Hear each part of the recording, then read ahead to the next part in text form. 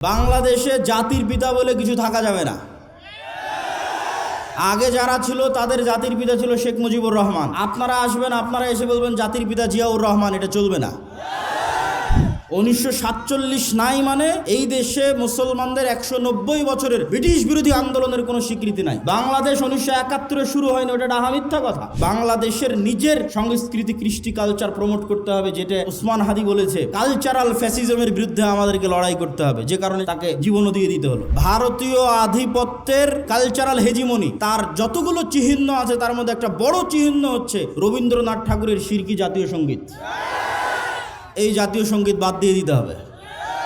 কারো কাছে কোনো এক রাজনৈতিক দলের কাছে বিক্রি হয়ে গেলাম রাজনীতির কথা বলতে গিয়ে, আলহামদুলিল্লাহ আব্দুর রাজ্জাক বিন ইউসুফের ছেলে, ওই জন্য ইনশাআল্লাহ জন্ম হয়নি। আল্লাহ যদি আমাকে কবুল করে তো আমাকে দিয়ে বাংলাদেশে পূর্ণাঙ্গ বিপ্লবের যদি আল্লাহ সুবহানাহু ওয়া তাআলা কবুল করে করুক, আর আল্লাহ সুবহানাহু ওয়া তাআলা যদি কবুল না করে তো আমার জায়গা থেকে এই দাওয়াতের মধ্যেই সীমাবদ্ধ। আগামী 50 বছর পর বাংলাদেশে এরকম যুবক তৈরি হবে যারা ইসলামী বিপ্লব, পূর্ণাঙ্গ ইসলামী বিপ্লব করবেই করবে, আজ না হলে ঈসা আলাইহিস সালামের যুগে হবে। কিন্তু আমরা বিক্রি হওয়ার মধ্যে নই ইনশাআল্লাহ। আসসালামু আলাইকুম শাইখ, আপনি ইদানিং বিভিন্ন জায়গায় রাজনীতি নিয়ে বক্তব্য দিচ্ছেন, যা নিয়ে অনেকে সমালোচনা করছে, এই বিষয়ে কিছু বলবেন। যতগুলো প্রশ্ন আসছে তার মধ্যে এটা অনেক গুরুত্বপূর্ণ একটা প্রশ্ন। তো আসলে রাজনীতি, নবীরাও যখন আল্লাহ সুবহানাহু ওয়া তাআলা দাওয়াত দিতে বলেছেন তখন মুসা আলাইহিস সালামকে বলেননি যে মুসা তুমি জাদুরানিতে গিয়ে বা মিশরের উমুক এলাকায় গিয়ে দাওয়াত দাও, ডাইরেক্ট ইজহাব ইলা ফিরাউন, ক্ষমতার মসনদে আঘাত। মুসা আলাইহিস সালামকে দাওয়াত দিতে কোথায় পাঠালো? ইজহাব ইলা ফেরাউনের কাছে গিয়ে দাওয়াত দাও, মানে ডাইরেক্ট ক্ষমতার মসনদে যে আছে ওকে দাওয়াত দাও। ইব্রাহিম আলাইহিস সালাতু ওয়াস সালামকে কোথায় পাঠালো? ডাইরেক্ট নমরুদ। তো নবীরা যারা পৃথিবীতে এসেছেন তারা জয়লাভ করুক অথবা না করুক, তাদের দাওয়াতের যে মানহাজ ছিল, এই দাওয়াতের মানহাজের একটা পার্ট অবশ্যই যারা সমাজের দায়িত্ব পালন করতেছে, যারা রাষ্ট্র এবং দেশ চালাচ্ছে, তাদের কাছে আপনাকে দাওয়াত দিতেই হবে। এটা নবীদের রাজনীতি। এবং এই দাওয়াতটা যদি নিঃস্বার্থ হয়, ওই যে লবিং, লিয়াজু, ঠিক আছে, আমার দুনিয়াবি কোনো স্বার্থ, আমাকে এটা দেন, আমাকে এটা দেন, এরকম দুনিয়াবি স্বার্থে যদি দাওয়াত হয়, ওই দাওয়াতে কোনোদিন বিপ্লব তৈরি হবে না। ওই দাওয়াতে কোনোদিন কি তৈরি হবে না? বিপ্লব তৈরি হবে না। আজকে যেহেতু প্রশ্ন করেছে এই জন্য বলেই দিচ্ছি, এই যে তারেক রহমান সাহেব এসেছে, ইংল্যান্ডে তার সাথে আমার দেখা হয়েছিল, অন্তত 30 থেকে 40 মিনিট ফেস টু ফেস তার সাথে আমি কথা বলেছি। আমি তার সাথে কথাই শুরু করেছিলাম এটা দিয়ে যে আজকে আমি এখানে আসার আগ পর্যন্ত যতজন আপনার কাছে এসেছে এরা দুনিয়াবি স্বার্থ নিয়ে আসবে, আর আমি আজকে এখান থেকে চলে যাওয়ার পরও হাজারো মানুষ আপনার সাথে দেখা করতে আসবে, দুনিয়ার স্বার্থে আসবে। কারো একটা সিট দরকার, কারো একটা আসন দরকার, কারো একটা পদ দরকার, কত কি দরকার। কিন্তু আমি আব্দুল্লাহ বিন আব্দুর রাজ্জাক এসেছি 4টা কথা বলবো বাংলাদেশের স্বার্থে। যদি করতে পারেন বাংলাদেশের উপকার হবে। এবং এই যে চারটা কথা আমি ওনাকে বলেছিলাম, ওইটার পক্ষেই আমরা ন্যারেটিভ তৈরি করার চেষ্টা করি, যেটাই বাংলাদেশ। ওনাকে বলেছিলাম, 1 নাম্বার, মুসলমানেরা যে 190 বছর ব্রিটিশ বিরোধী সংগ্রাম করলে আর স্বীকৃতি কোথায়?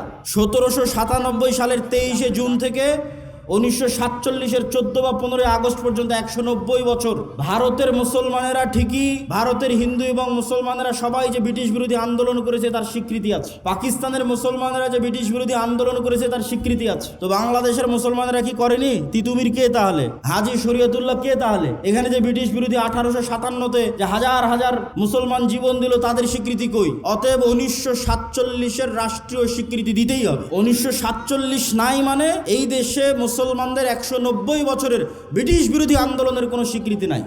বাংলাদেশ 1971 শুরু হয়নি, ওটা ডাহা মিথ্যা কথা। 71 বাংলাদেশের একটা পার্ট, কিন্তু বাংলাদেশের শুরু অনেক আগে। ওর ধারাবাহিকতায় আপনাকে আসতে হবে, তার একটা পার্ট 47। এটা একটা ওনাকে বলেছি। আর একটা ওনাকে বলেছি, বাঙালি জাতীয়তাবাদের নামে বাংলাদেশে হিন্দুয়ানি জাতীয়তাবাদ, হিন্দুত্ববাদী জাতীয়তাবাদ এবং হিন্দুয়ানি কৃষ্টি কালচার কলকাতার দাদা বাবুদের বাঙালি জাতীয়তাবাদের নামে ঢুকানো হয়। এই বাঙালি জাতীয়তাবাদের নামে হিন্দুত্ববাদী কৃষ্টি কালচারের মূলোৎপাটন করতে হবে। বাংলাদেশের নিজের সংস্কৃতি কৃষ্টি কালচার প্রমোট করতে হবে, যেটা উসমান হাদি বলেছে যে কালচারাল ফ্যাসিজমের বিরুদ্ধে আমাদেরকে লড়াই করতে হবে, যে কারণে তাকে জীবনও দিয়ে দিতে হলো। 3 নাম্বার বলেছি, বাংলাদেশে জাতির পিতা বলে কিছু থাকা যাবে না।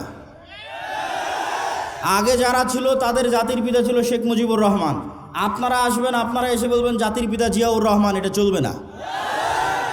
আপনি এতটুকু করতে পারেন, এই পুরো বাংলাদেশ তৈরিতে যাদের অবদান আছে তাদের সবাইকে সমান একটা মর্যাদার জায়গায় দিতে পারেন, ফাউন্ডার ফাদার্স এরকম একটা মর্যাদার জায়গায় দিতে পারেন, যেখানে শেরে বাংলা একে ফজলুল হকও থাকবে, হোসেন শহীদ সোহরাওয়ার্দীও থাকবে।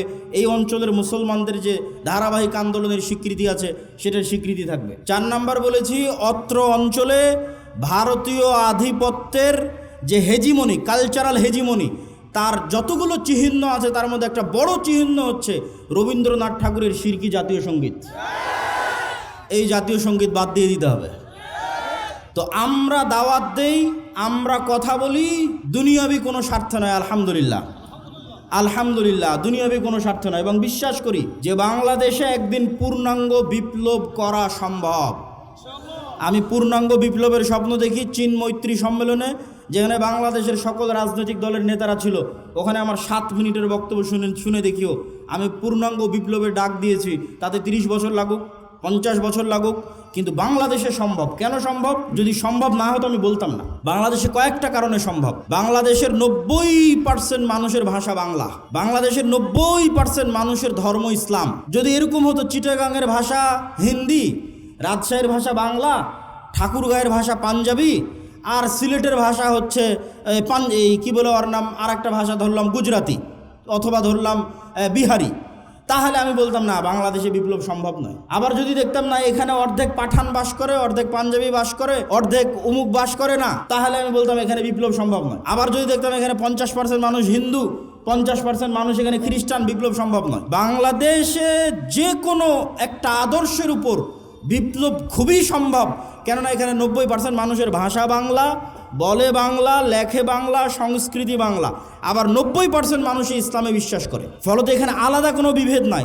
এখানে 20% মানুষও যদি তৈরি হয় যারা ইমান বিল গায়েবে ইয়াকিন রাখবে, আজকের যে কথা বলেছি, আজকের যে থিওরি দিয়েছি, এবং সামনে এটার উপর আরও অনেক কাজ এবং গবেষণা এবং লিখিত দ্বিতীয় আর একটা বই আসবে আল্লাহর পথে যাত্রার উপর, আমি ওই পূর্ণাঙ্গ বিপ্লবে বিশ্বাস করি। কারো কাছে কোনো এক রাজনৈতিক দলের কাছে বিক্রি হয়ে গেলাম রাজনীতির কথা বলতে গিয়ে, আলহামদুলিল্লাহ আব্দুর রাজ্জাক বিন ইউসুফের ছেলে ওই জন্য ইনশাআল্লাহ জন্ম হয়নি। আব্দুর রাজ্জাক বিন ইউসুফ ওই বক্তাও নয়। বড় থেকে বড় নেতার ঘরে যখন প্রবেশ করেছে, ছবি মূর্তি থেকেছে, যত বড় মন্ত্রী হোক, যত বড় মিনিস্টার হোক, আব্দুর রাজ্জাক বিন ইউসুফ দাঁড়িয়ে বলে যে ছবি মূর্তি সরাতে হবে, না হলে ঢুকবে না। অথচ বহু বক্তা ওই ঘরেই বসে আছে। মানে দুনিয়ার স্বার্থের কাছে বিক্রি হওয়া বক্তা আব্দুর রাজ্জাক বিন ইউসুফ নয়। তো আমিও যদি কোনোদিন মনে করি দুনিয়ার স্বার্থের কাছে বিক্রি হয়ে যাচ্ছি, তো বক্তব্য দেওয়াই বন্ধ করে দেবো, দাওয়াত দেওয়াই বন্ধ করে দেবো। কিন্তু আব্দুর রাজ্জাক বিন ইউসুফ যে আমানতের, ন্যায়পরায়ণতার এবং যে বিশ্বাসের একটা মানদণ্ড নির্ধারণ করে গেছে, ওইটার সাথে ইনশাল্লাহ খেয়ানত করব না। আল্লাহ যদি আমাকে কবুল করে, তো আমাকে দিয়ে বাংলাদেশে পূর্ণাঙ্গ বিপ্লবের যদি আল্লাহ সুবহানাহু ওয়া তাআলা কবুল করে, করুক।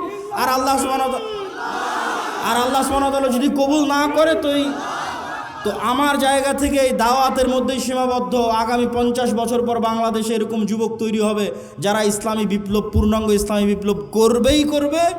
আজ না হলে ঈসা আলাইহিস সালামের যুগে হবে। কিন্তু আমরা বিক্রি হওয়ার মধ্যে নয় ইনশাআল্লাহ। আর ওইভাবে আমাদেরকে আমার মা এবং বাবা বড়ও করেনি, আলহামদুলিল্লাহ। দুনিয়ার কারো কাছে কোনো কিছুর জন্য মুখাপেক্ষী নয়, আলহামদুলিল্লাহ। আল্লাহ সুবহানাহু ওয়া তাআলা যেন এইটার উপর ঈমান পর্যন্ত, মৃত্যু পর্যন্ত থাকার তৌফিক দান করে, আল্লাহুম্মা আমিন। আসসালামু আলাইকুম ওয়া রাহমাতুল্লাহি ওয়া বারাকাতুহু।